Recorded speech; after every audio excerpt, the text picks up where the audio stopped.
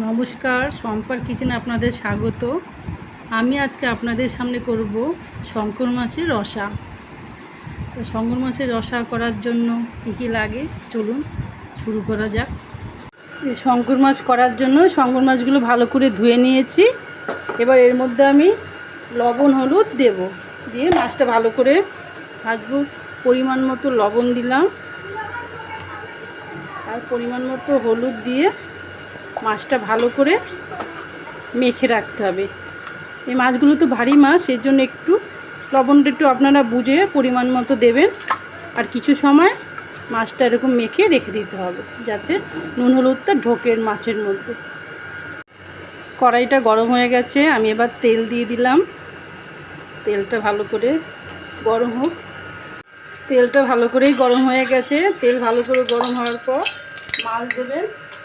আর এই যে মাছটা দেখুন, আমি নুন হলুদ মেখে রেখেছিলাম বেশ কিছু সময়, 15 মিনিট ধরে। এবার আমি ধীরে ধীরে দেব। আঁচটা একটু কমিয়ে নেবেন, মাছ ফুটতে পারে, তারপর বাড়ি দেবেন।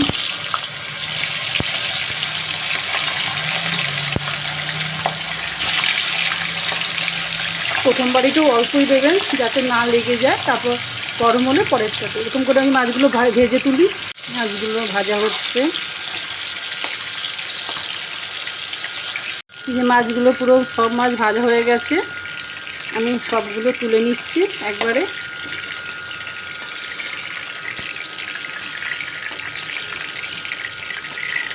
এই যে সব তুলে নিয়েছি। আর এই শঙ্কর মাছ করার জন্য আমি এইসব উপকরণ কেটে নিয়েছি। দেখুন,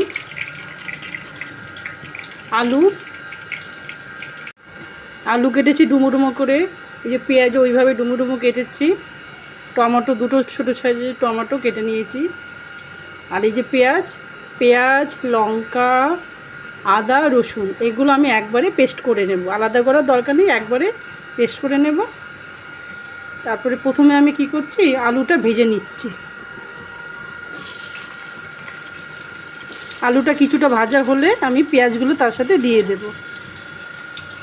আলুটা দিয়েছি, অল্প পরিমাণে লবণ হলুদ দিয়ে দেবেন। সামান্য একটু আলুটা ভাজা ভাজা হলে পেঁয়াজটা দেব, ভেজে তুলে রাখবো।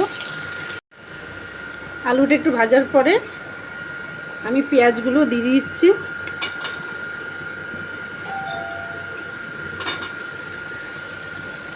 পেঁয়াজগুলো ভাজা হতে থাকুক। এই যে আলু পেঁয়াজটা অনেকটা ভাজা ভাজা হয়ে গেছে। আর আমি মিক্সিতে আদা, লঙ্কা, পেঁয়াজ, রসুন এগুলো সব একবারে পেস্ট করে নিচ্ছি। পেস্ট করে এই ভাজাটা হয়ে গেলে এই ভাজাটা আমি একটু উঠিয়ে রাখবো। আলু পেঁয়াজ ভাজাটা আমি উঠিয়ে রাখছি। আলু ভাজাটা নামিয়ে নিয়ে এবার আমি ওই কড়াইতে তেলের মধ্যে আমি জিরে, তেজপাতা, শুকনো লঙ্কা আর এই গোটা গরম মশলা সম্বাদ দিলাম। সম্বাদ দিয়ে এটা একটু ভাজা ভাজা করতে হবে। মশলাটা ভাজা হয়ে গেলে আমি এই পেস্টটা, আদা পেঁয়াজ বাটা, লঙ্কা রসুনের পেস্টটা আমি দিয়ে দিলাম। সামান্য পরিমাণে জল, মিক্সির বাটিটা করে দিয়ে দিলাম। টমেটোগুলো কুচি করে কেটে দিয়েছি, ওইগুলো এখানে দিলাম। পরিমাণ মতো লবণ আর হলুদ দিয়ে একটুখানি সামান্য নাড়াচাড়া করি। তারপর জিরের গুঁড়োটা দেব। এবার এর মধ্যে পরিমাণ মতো জিরের গুঁড়ো, ধনের গুঁড়ো আর লাল লঙ্কার গুঁড়ো দিলাম। লবণটা তো দেওয়া আছে, তো পরিমাণ একটু দিলাম, লাগবে।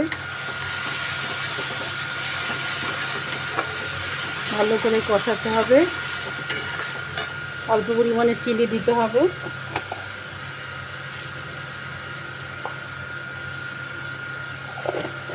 রঙটা হবে আর টেস্টও হবে।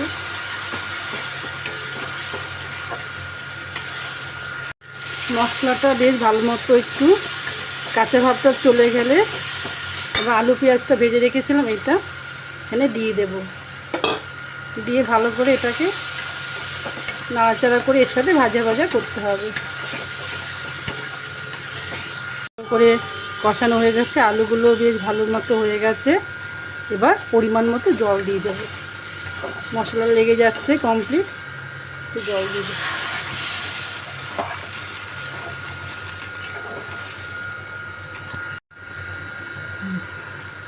এতটা জল দিলাম। এবার এটা ভালো করে 15 মিনিটের মধ্যে ফুল ফ্লেমে একটু এটা ফুটতে হবে, ফুটুক এটা। দেখুন ঝোলটা অনেকক্ষণই ফুটে গেছে। আপনারা আপনাদের পরিমাণ মতো দেখুন, ঝোলটা আমার 10 মিনিটের মতো ফুটেছে। আপনারা লবণ দেখে নেবেন, আমি পরিমাণ মতো আরেকটু দিলাম। দেওয়ার পর এবার আমি মাছগুলো দিয়ে দেব।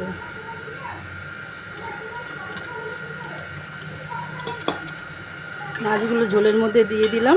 এটা মাখা মাখাই হয়, বেশ পাতলা হয় না। এবার 10 মিনিট তো ভালো ফুল ফ্লেমে ফুটেছে। এবারও আবার একটু ফুটতে হবে, এবার একটু কমিয়ে বেশ কিছুক্ষণ মাছের মধ্যেও রসগুলো ঢুকবে, কিছুক্ষণ এটা ফুটতে দিই। শঙ্কর মাছের রসা হয়ে গেছে। আমি একটু গরম মশলাটা বেটে দেবো, আপনারা এমনি গরম মশলা গুঁড়োও দিতে পারেন। আমি এইটা দিচ্ছি, ঘি গরম মশলা দিয়ে নামাতে হবে। ঘিটা আমি একটু অ্যাভয়েড করি, সবাই খেতে চায় না বলে। এই যে শঙ্কর মাছের কষা হয়ে গেছে, আমি রসা গরম মশলা দিয়ে দিলাম আর পরিমাণ উপরে আলগা করে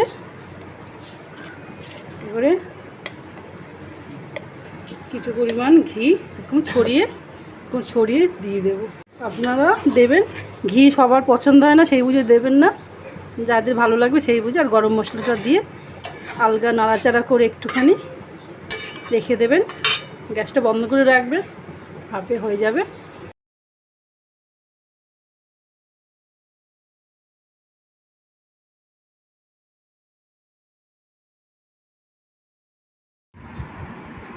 এই যে আমার শঙ্কর মাছ রান্না কমপ্লিট হয়ে গেছে। শঙ্কর মাছের রসা রান্না করেছি, দেখুন দেখতে খুবই সুন্দর হয়েছে, খেতেও খুবই ভালো হবে। আপনারা আমি যেইভাবে করলাম এইভাবে খুব তাড়াতাড়ি করে সহজ পদ্ধতিতে করে নিতে পারেন।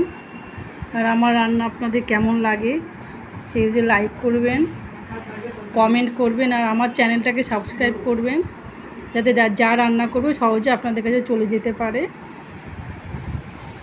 আর কমেন্ট করে জানাবেন কেমন হয়েছে।